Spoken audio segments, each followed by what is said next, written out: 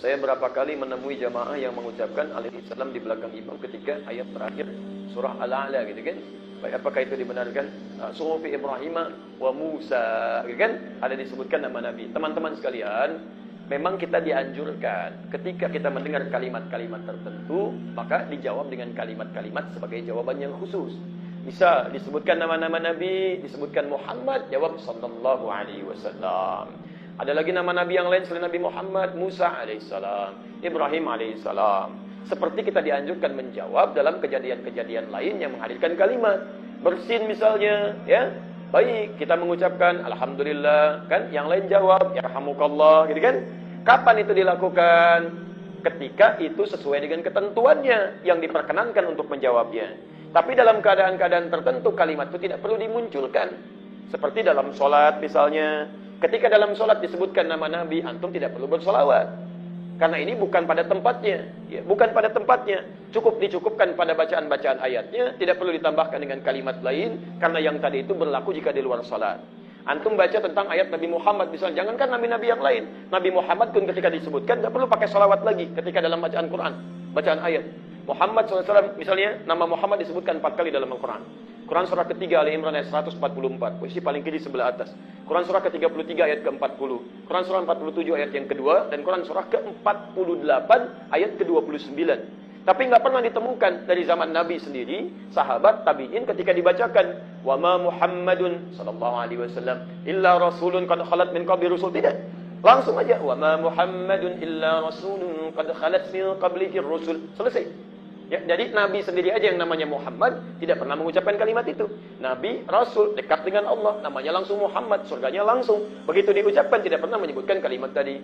Antum Nabi bukan, Rasul bukan, ya belum tentu dekat dengan Allah. Mengucapkan kalimat itu, membacakan itu, antum kelebihan. Karena itu, ketika Anda mengucapkan kalimat Nabi yang lain pun disebutkan dalam Quran, Suhufu Ibrahim wa Musa, Ibrahim, Musa disebutkan, maka tidak perlu kemudian mengucapkan kalimat-kalimat yang lain termasuk alaihis salam, supaya tidak melafadzkan kalimat yang tidak dicontohkan dalam sholat, dan keluarlah kita kemudian dalam ketentuan sholat yang dibenarkan. Jelas di sini? Termasuk saat bersin. Ya, misal imamnya bersin, Bismillahirrahmanirrahim, Hasan, Alhamdulillahi Rabbil Alamin, Yarhamukallah, dari belakang misalnya kan. Gak usah gitu kan. Jadi itu di luar salat, Allah Ta'ala a'lam bis-shawab. Al-Bukhari, hadits Sahih Al-Bukhari. Jika kita punya kebiasaan, kemudian kebiasaan itu tidak bisa dilakukan karena uzur, maka pahalanya tetap dituliskan. Hadisnya idza maridal 'abdu aw safar kutiba lahu mithla ma kana 'alaihi muqiman sahiha. Jika seorang hamba punya uzur, tidak bisa menunaikan amalan yang rutinnya, atau bahkan safar, tidak bisa mengerjakan amalan-amalan sunnahnya, maka pahalanya tetap dituliskan karena kebiasaannya. Antum sedang sholat, ada orang bersin, tidak Anda ucapannya Alhamdulillah, karena Anda terbiasa mengucapkan kalimat itu, pahala dituliskan kepada Anda. Ya, disebutkan nama Nabi, Anda terbiasa bersalawat, tapi Anda dalam sholat tidak bisa Anda mengucapkannya, pahala diberikan kepada Anda, walaupun Anda tidak mengucapkannya. Paham? Baik. Tapi jangan juga diucapkan ketika diucapkan wa ma Muhammadun, tidak dapat pahala walaupun tidak mengucapkannya. Batal juga gitu kan sholatnya, karena Anda mengucapkan kalimat-kalimat di situ. Mohon izin, ini ada yang menuliskan dengan diketik, dan Masya Allah, ya, berarti teman kita ini serius bertanya dan saya harus jawab ini ya. Semoga Ustaz berkenan, insyaAllah. Kapan waktu afdalnya membaca doa kunut? Sebenarnya apa itu doa kunut? Apakah ada redaksi khusus untuk doa kunut? Apakah bisa kita ucapkan sesuai dengan kebutuhan kita? Apa itu kunut nazilah? Apa ada redaksi khusus untuk buat kunut nazilah? Ini baru pertanyaan pertama. Satu, ada 3 pertanyaan.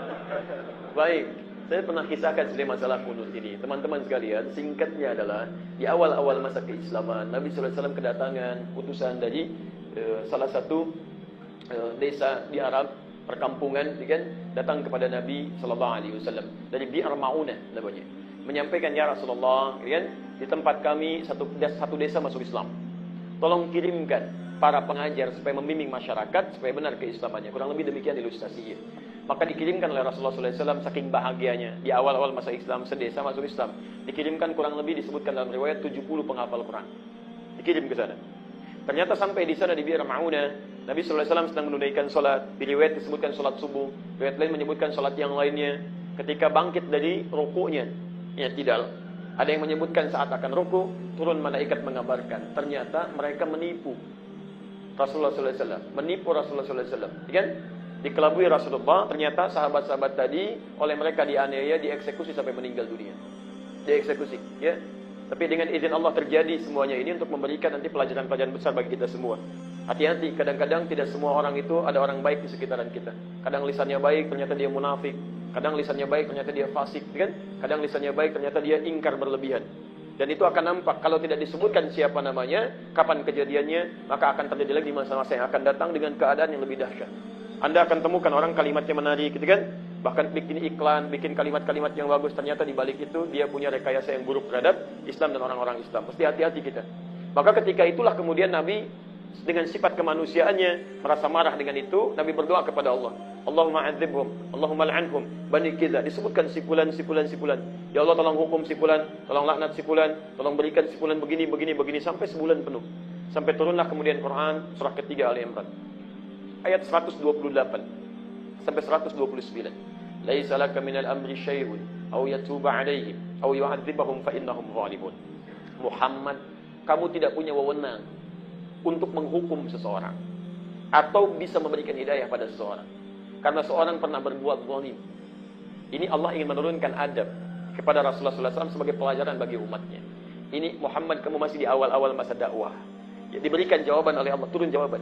Di awal masa dakwah itu jangan terlalu cepat kemudian emosional. Ya, sampai dalam berdoa pun minta dihukum, minta begini, minta begitu. Ya, mudah bagi Allah untuk menghukum, mudah memberikan hidayah, itu hak Allah di sana. Tapi adabnya adalah ketika orang berbuat salah, kemungkinan besar dia pun masih punya peluang untuk berubah. Maka doakan yang baik-baik, jangan langsung minta dihukum. Ini ajaran di awal-awal masa dakwah. Supaya nanti tidak keluar kalimat-kalimat hukuman seperti nabi-nabi di masa dulu. Sebab Nabi Muhammad ini nabi akhir zaman. Ya, nabi untuk seluruh umat. Kalau di awal kemudian ada umat salah minta dihukum, maka selesailah kemudian dakwah beliau sallallahu alaihi wasallam. Maka dari situlah ketika turun ayat-ayat tadi, itu adab bagi kita. Kalau ada orang salah, gitu kan? Orang kemudian berlaku zalim, ada yang mencela kita, ada yang fitnah kita dan sebagainya, jangan dulu langsung marah. Makanya saya sering sampaikan kalimat ini. Kalau Anda dipuji pada sesuatu yang Anda tidak miliki, Anda nggak usah bangga.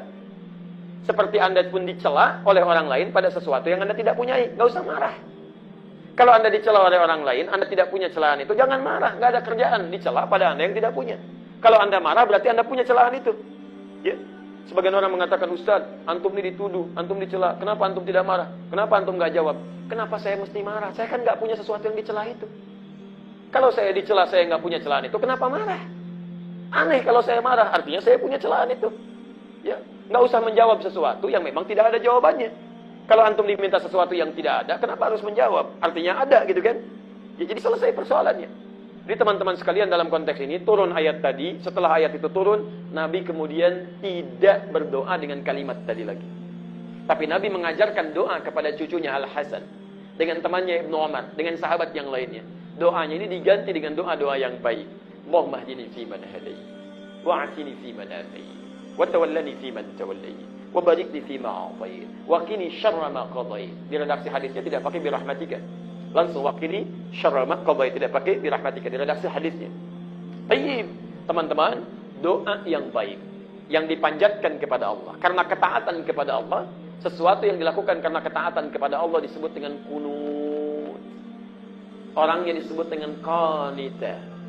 Karena itu istri yang salehah disebut dengan qanita. Quran surah keempat ayat 34. Posisi paling kiri sebelah atas.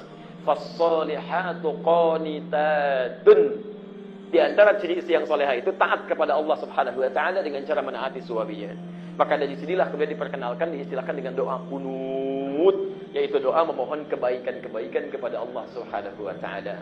Diajarkan kepada sahabat-sahabat tadi. Kemudian apa yang dilakukan? Mereka kemudian mengerjakan doa itu.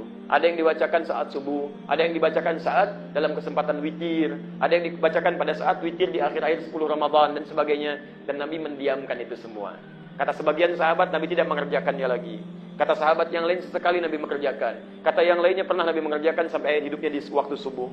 Nah, karena kalimatnya terbuka seperti ini, maka para ulama berijtihad. Imam Asy-Syafi'i mengambil, karena Nabi pernah mengerjakan itu, walaupun umumnya Nabi tidak pernah mengerjakan, tapi Nabi mendiamkan sahabat, diamnya tanda setujunya karena tidak dilarang, maka yang terbaik saya kerjakan. Toh dengan mengerjakan itu ada pahalanya daripada enggak sama sekali.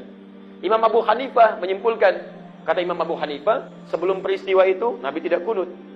Kemudian ada peristiwa itu, Nabi kunut, tapi setelahnya Nabi tidak kunut lagi. Ini menunjukkan bahwa kunut dalam subuh itu bukan syariat yang harus dilakukan. Karena Nabi pun sebelumnya tidak kunut, setelahnya tidak kunut lagi, kata Imam Abu Hanifah. Maka beliau memilih tidak kunut. Imam Ahmad bin Hanbal melihat, sebelumnya Nabi nggak kunut. Ada peristiwa yang membutuhkan doa, Nabi kunut. Jelas? Setelah itu tidak kunut lagi. Ini mengisyaratkan bahwa kunut itu dilakukan ketika ada peristiwa yang membutuhkan doa. Peristiwa yang membutuhkan doa sehingga kita berkunut kepada Allah, maka peristiwanya disebut dengan nazilah. Maka diistilahkanlah dengan kunut nazilah. Tiga-tiganya itu ijtihad dari para ulama-ulama saleh, ulama-ulama salaf yang bisa dipilih. Jadi kalau Anda misalnya ingin kunut, silahkan.